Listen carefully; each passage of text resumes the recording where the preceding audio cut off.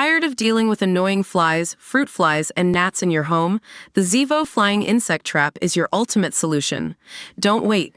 Check out the link in the video description now to get your Zevo Flying Insect Trap on Amazon and enjoy a bug-free home today. Jay Slater's devastated family paid tribute to him as a loving and popular 19-year-old who had the world at his feet.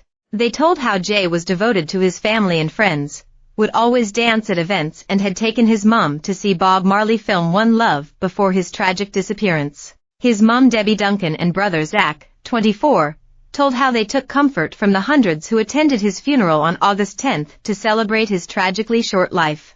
And they rounded on critics of the teenager, found dead in a mountainous area of Tenerife after a 29-day search, who have trolled the family, claimed Jay was caught up in the drugs trade and brought up a previous violent disorder conviction. Debbie, 56, said, "Jay was just a lovely boy with a massive personality. Everybody just loved Jay being in his company, family, friends and work. He was loving and popular, always full of fun and smiling, and the main guy in the group." Debbie and Zach, one of Jay's pallbearers, were seen linking arms for support as they walked his coffin to its final resting place at Accrington Crematorium, lengths surrounded by family and friends. And heartbroken Debbie added, "He deserved every bit of what he had at his funeral, with people paying tribute and none of the abuse he has had.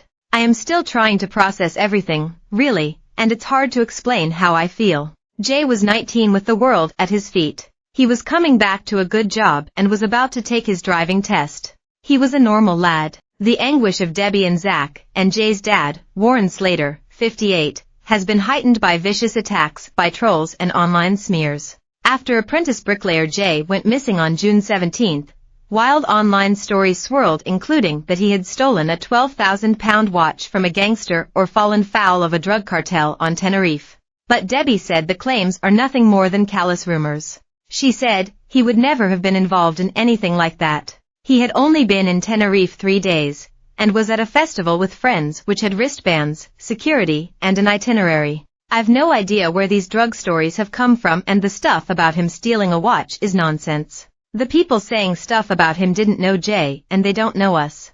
He hasn't been here to defend himself against all these horrible stories that were going on around the world about him. He worked hard, and then at weekends, he loved spending time with his friends. But he loved being at home as well. He liked cooking, and was always in the kitchen with me every night. He liked making stir-fries, usually with chicken, and he'd throw all sorts in.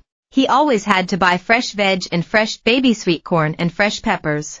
If I bought frozen rubbish, he'd say, 'I'm not using that.'" Grief-stricken mom Debbie showed us trophies, pictures and mementos of Jay, including a photo and handprint of his first day at West End Primary School in 2009, to illustrate his normal upbringing. Jay Slater's mom recalled how she just screamed. Debbie Duncan got a call from cops on the island on the morning of July 15th, asking her, Jay's dad Warren and brother Zach could go to the station. And when they got there, they were told, via a translator, that police had found human remains they believed to be Jay 29 days after he disappeared on June 17th. Bravely speaking to our channel, Debbie recalled how she broke down and didn't want to believe the body could be her beloved 19-year-old son's. Debbie, 56, said, "We were all sat in a little room and I just screamed. I don't really remember what they were saying. I wanted to see him, but it wasn't possible. I was just in a state." They hadn't formally identified him then. They just said human remains, and we believe it could be Jay. They said they had his bag, his trainers, his shorts, t-shirt. I had to see them to be 100% sure it was him, because I couldn't process it and was in denial. He had been taken to the mortuary up at Santa Cruz. Debbie told how she, Zach and Warren made the grave journey at hours' drive away to the mortuary. But they were heartbreakingly urged not to see Jay's body, which was tragically found in a ravine in northwest Tenerife. Debbie said, "We went there and we just got taken into a room and it was just a casket. Just a casket with a single rose. A